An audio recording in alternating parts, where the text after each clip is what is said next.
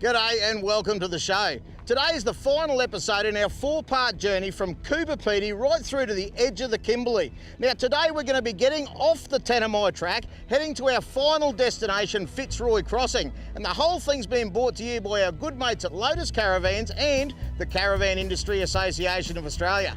Why don't you come along for a drive as we show you what's up down under. It's time to see this land of wonder. It's time to go and see what's up down under. Oh, what's up down under. On this journey, we started in Coopapiti and had a good look around town before heading off to Kings Creek Station. Then we travelled on to Alice Springs where we enjoyed the Camel Cup before exploring the mighty Tanami track. And then today we'll be finishing our journey in Fitzroy Crossing. And with us on this journey, we're lucky enough to have my mate Borgie with me. He's towing the Trooper, while I'll be towing the off-grid thanks to our mates at Lotus Caravans. Now, as we showed at the end of last episode, we were exploring the Tanami track, and at this point, it's always a good idea to do some checks on your car and your caravan. All that constant pounding along corrugations has a nasty habit of loosening up nuts and bolts underneath your caravan. So before you leave camp in the morning, it's a good idea to get up underneath and have a bit of a look around. Could save you a heck of a lot of work down the track. Always remember on a dirt road that everything behind your car is living in a shower of stones as you drive along. So anything loose or hanging like these cables are vulnerable to rocks hitting them, and if they get hit enough times, they'll actually pull out. So what I do, I just run a little zippy tie around the Anderson plug, for instance. It'll keep it in there, because once that drops out and drags for a couple of Ks, it's destroyed. It's just a little repair that you may have to do in the afternoon, that you won't anymore if you put that zippy tie on. Now, after knocking off those checks, we were ready to get back on the road and put those Lotus Caravans to the test. One of the things I really like about the Lotus Trooper is it sticks behind the 200 series like it's on a set of rails. There's no swaying around, even on dirt roads. And in fact, even when I'm on the highway and I've got road trains coming past me, there's no movement whatsoever, and that tells me that it's a really well balanced caravan. There's plenty of ball weight up the front there, and I'll tell you what, that's exactly what you want when you're looking for a caravan to tour around Australia.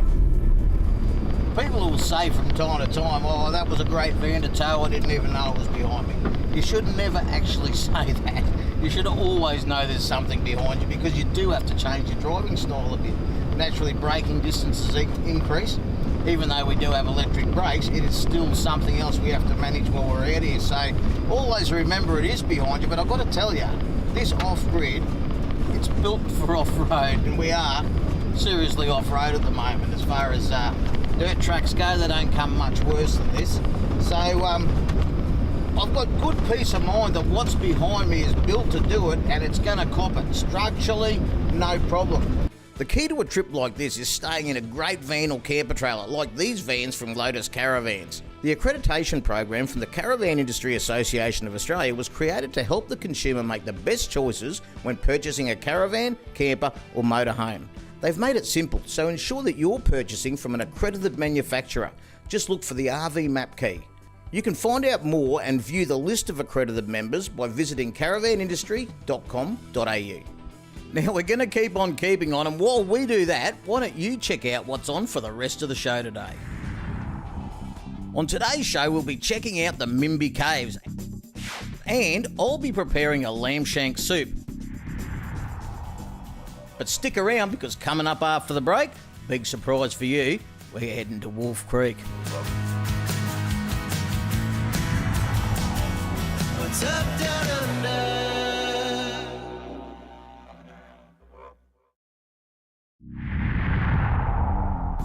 This journey has been proudly brought to you by our great mates at Lotus Caravans. For more information on their range, jump onto lotuscaravans.com.au.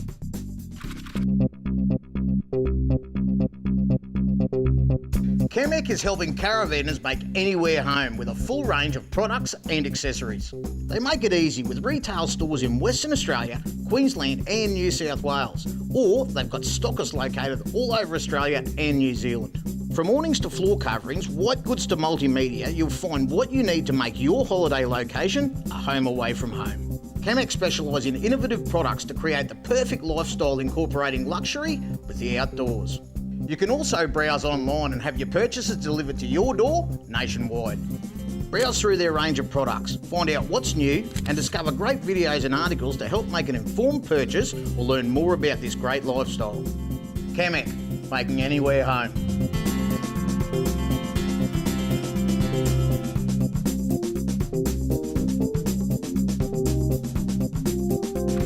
When you're out on the Tanami, there's actually lots of things to look at. You've got beautiful scenery all around you. However, if you manage to see the Wolf Creek turn-off, then you simply have to go and check it out. And that was absolutely on our to-do list. But before we went there, we decided to set up camp and start to get dinner ready for when we came back. So we've pulled up early and set up camp because we want to get out and explore Wolf Creek. We would have stayed there, but in the National Park camping area, we can't have a fire, and we like to sit around the fire at night. So I'm going to get dinner on, as I said. And tonight we're going to have a lamb shank stew because even though it is stinking hot out here in the middle of the day, by the time the sun goes down, it starts to become just about as cold as a cuddle from your ex-wife. So what I'm doing is I'm browning some lamb shanks at the moment. All right, to that, I'm just going to add a little bit of rosemary, a little bit of thyme, because thyme means a lot to me, and especially when you're spending quality time, and this is quality time in the bush with my mates. One more turn, and then I reckon we're in for the next stage. In fact, you know what? I'm going to call them brown. Brown enough, because what we're going to do with them is we're going to add them back into this soup, and we're going to let them cook down for hours on end, get real tender-like. I'm going to add a little bit of oil, and then we're going to add onions. I've just chopped them up roughly because this is a bit of a wild old bush feast. To that I'm going to add a little bit of salt and pepper. This is Himalayan rock salt. I was reading it earlier. It says it's about 3 million years old, and then on the back of it it says used by November 2018, so I don't know how that works, but we'll put some garlic in that, keep the vampires away, and a little bit of chilli to keep everyone else away. Not too much, because not everyone likes it. I know, I heard it, they're all yelling from the background, not too much chilli, not too much chilli, fair enough. We'll give that a bit of a stir up, and once that onion goes clear, we will then add our lamb shanks back to the pot, a little bit of stock, and something I've prepared earlier that's not going to look all that appetising to you, but this is actually a soup mix, just one of the bag soup mix with barley and split peas and all that sort of good stuff, but you've got to soak them first. So I just put them in this empty water bottle this morning, filled it with water and carried it around all day, and if that don't put you off soup, nothing will. All right, so they've come along nicely. The onions are clear and looking soft. We'll go lamb shanks back in. I'm now going to add my magnificent split peas and barley. Now we're going to add some chicken stock. Last ingredients, a little bit of Worcestershire sauce. All right, so I'm going to put the lid on that, and I am going to head for the hills to Wolf Creek, and then when we come back later on, that ought to be spot on. Well, while dinner bubbles away back on the stove at camp, I thought I'd take the opportunity to do something I've never done before, and that's visit the Wolf Creek crater. Now, it's about 20 k's in from the main road, and as much as I've travelled the track before, never taken the turn. So today's the day. Come and have a look with me. Let's go and check it out. It's a steep 200-metre climb to the top of the crater, but once you're there, you get to see something pretty amazing. The Wolf Creek crater is the second largest crater in the world, and it's 880 metres across while being almost circular. The meteorite that hit was thought to be travelling at about 15 kilometres a second, a speed that would have taken it across Australia in about 5 minutes. Wolf Creek is also the setting for the movies of the same name starring John Jarratt, but I'm guessing you probably already knew that. Over 300,000 years ago, a meteorite weighing more than 50,000 tonnes struck the Earth right here, Wolf Creek crater. Now, I would imagine that before that, it was pretty flat here, just like all the surroundings are today.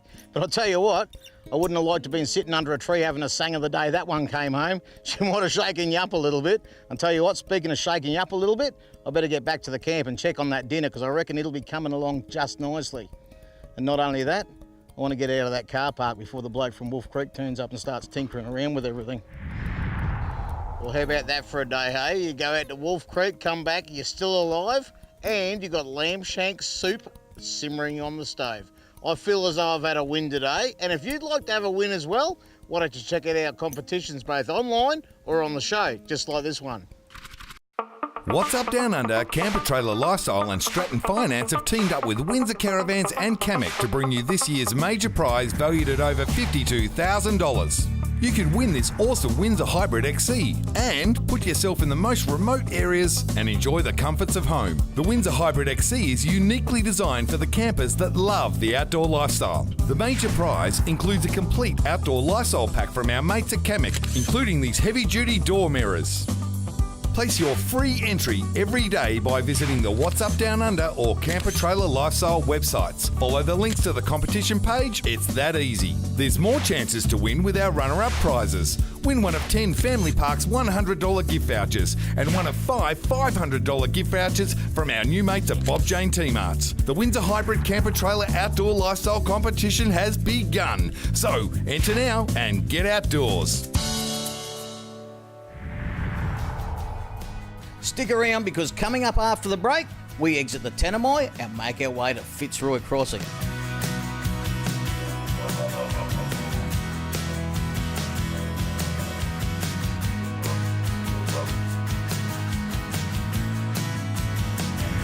What's up down under?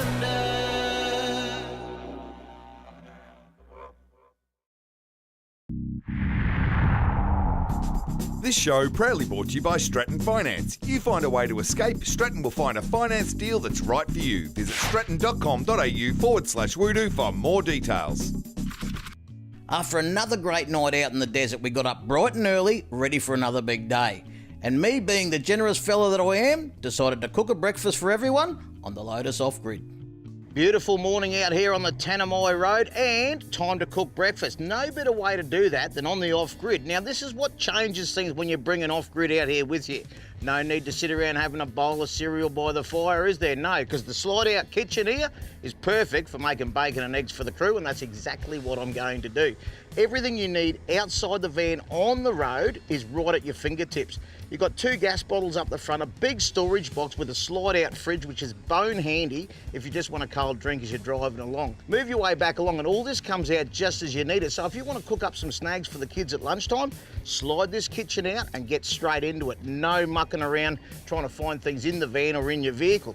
Behind that, this is just all storage right through massive area. You'd actually have to be careful you don't put too much in there and get yourself overloaded. Everything about this is just ease of living on the road. So you can pick up your firewood. You've got 2 jerry can holders on the back, so if you need any extra fuel or water, perfect place to carry them, of course. And if you're looking for any peace of mind that you've made the right decision purchasing the off-grid, beside the door is the RV map key, and that is your reassurance that this has been manufactured by an accredited manufacturer who does everything the right way. When it's time to retire, slip inside for all the comfort you could possibly want. You've got a queen-size bed, lounge, a table, so if the weather's a little bit dirty, you can sit inside and eat as well. You've got a sink in there to do all your washing up, and a full-size ensuite. So you've got no problems out there of having to say, I had to rough it a little bit. You will never use those words if you take an off-grid out in the bush with you. Right up to the point where you even have air conditioning. Hot day, cool yourself down. Cold day, put it on the reverse cycle. Get yourself warm in there. Everything you could possibly want for the whole family, including bunks.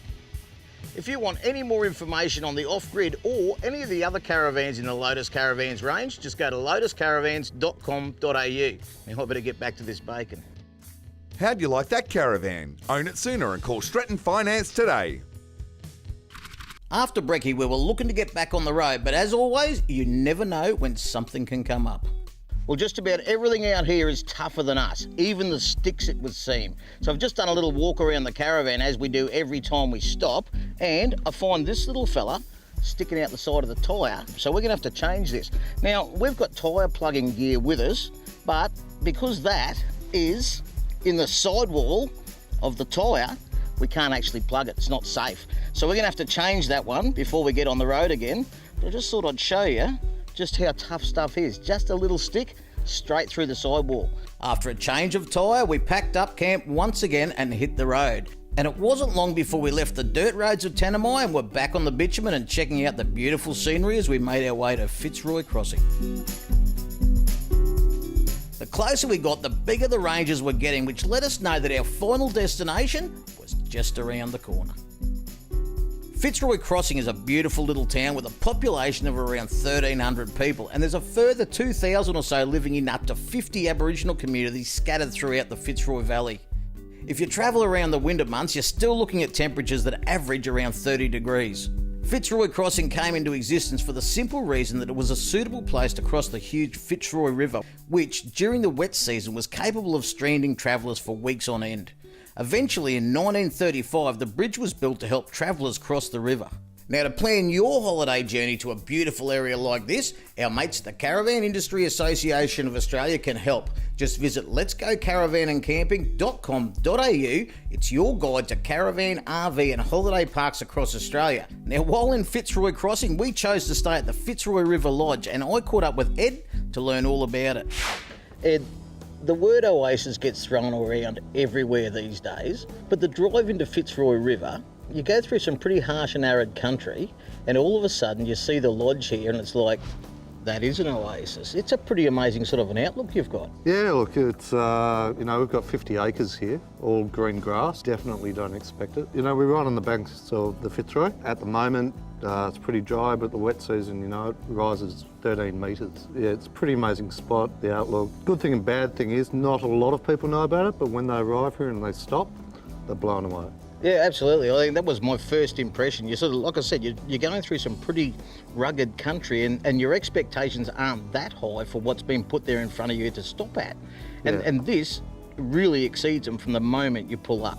Yeah, exactly. I mean, we're a one-stop shop really. We've got the motel, we've got riverside accommodation, we've got safari tents, we've got powered sites, unpowered sites, a couple of restaurants, bars, really everything you need. Tennis court, swimming pool. Mate, thanks for putting it all together for us because your hospitality's been great and your facilities are second to none, mate. So I really appreciate you having us here and giving us a look around. I wouldn't mind going up a bit of a explore around the park.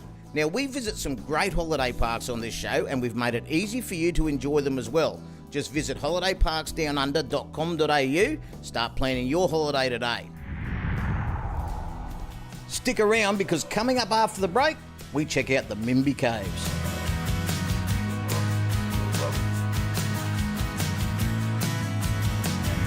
What's up down under?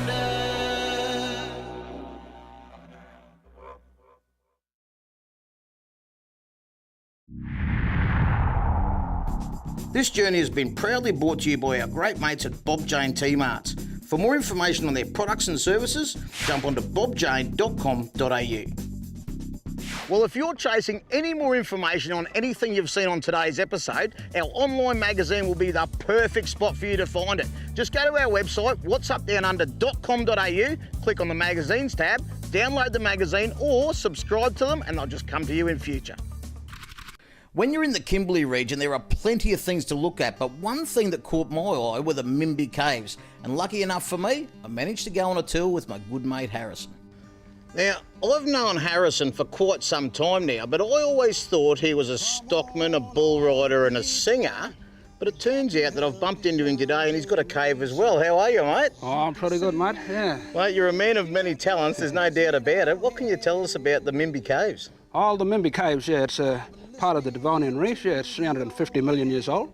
And we've got a bit of everything, yeah. We've got a bit of desert, bit of seaside, bit of river all at the one place. So that's all the old style, the history as we find today. Yeah. But what is this place to you and your people? Oh, this has always been home, yeah. Coming back to the country, that's the best feeling. Especially when you've been out in Melbourne and Sydney, all that. Yeah, you need that open space to come back home. So you grew up here. This was your playground as a child. Yeah. Must have been an amazing place to grow up. Oh, a bit of both, yeah. Amazing and scary at the same time. Get lost in here, yeah, no one can find you. You have to find your own way out. So what did you love about growing up here? Oh, everything out here, yeah. You don't have to worry about anything. You got all the time in the world, everything free out here. Big supermarket, long as you know what you're looking for. Yeah. True story. When someone comes out and does a tour with you, what sort of experience do they have? What do they see? Yeah, we get to show them everything in here. Show them my office, what used to be my playground, now my office. We go show them a bit of rock art, 30 to 40,000 years old when they're radiocarbon dated. A few tools, a few bush medicines, just the local knowledge. And the other thing I'll guarantee you of is you'll get a little bit of a chuckle along the way too, because Harrison, He's a bit of a comedian as well, aren't you, mate? Yeah, well, I learned from the best, eh? Oh, I don't know about that, mate. I think I'm learning from you today. So you were saying before you got cavers coming in and you've had them here before mapping the Yeah. cave. What have they found so far? Well, they found like new cave system, like a whole brand new area, just all underground. That's never been inhabited even by my mob. So it's like a whole new world under there. So places that no one's ever been still. Yeah, that's it. And how far do they think it goes? Well, they reckon it's roughly about 4 kilometres. Took them a few days to get out. It's absolutely amazing in there. You've got everything you'd expect in a cave and more. You'll find bats. You even had a couple of snakes around here in the Yeah, a last few couple of days. snakes, yeah. We didn't see any of them today, thank goodness. Ah, they're scared of me, mate. Yeah. They're scared of you. So where do the people go when they come out here for a tour? Oh, well, we just take them through, like, where the family's been through, yeah. Take them through, tell them a bit of the history about it, like when my family used to come in here just for seasonal reasons, yeah. When the weather gets warm, they used to come in here and just cool down. Bring the kids in just to have fun in the caves. Because in the wet season, it all fills up with water and you can't get in, is that right? Yeah. But during the dry season, swimming holes. Yeah, swimming hole, everything in there, yeah. So how old are the caves? It's 350 to 400 million years old, and the Devonian Reef stretches roughly about almost 150 kilometres. So nearly as old as my old man. Yeah, that's it. Harrison, mate, thanks so much for bringing us out here today. Absolutely fantastic to catch up with you again. We must do it more often. And you lot, make sure you do it more often too. Get out here to Mimby Caves, get Harrison to show you around his old playground and his new office. We kicked off in Coober Pedy and here we are at the end of our trip in the Kimberley. It's all been brought to you by our good mates at WUDU Caravans. Now this might be the end of this journey, but we have got plenty more to show you next time. So I'll catch you then as we show you what's up down under. What's up down under?